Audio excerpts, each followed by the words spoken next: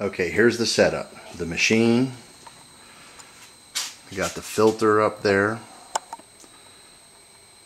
Piped in hot water spigot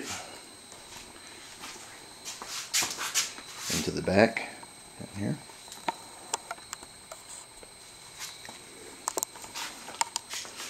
Change the wiring here, so just turn it on. Here comes the hot water.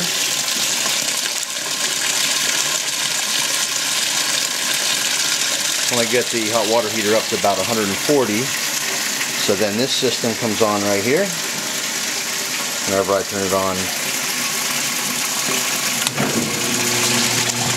cycle, here we go.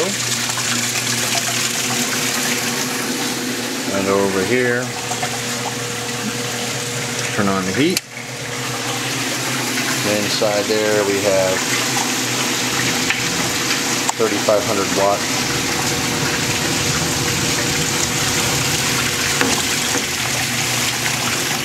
There's this. About 10 gallons of water in there now. Just recirculating.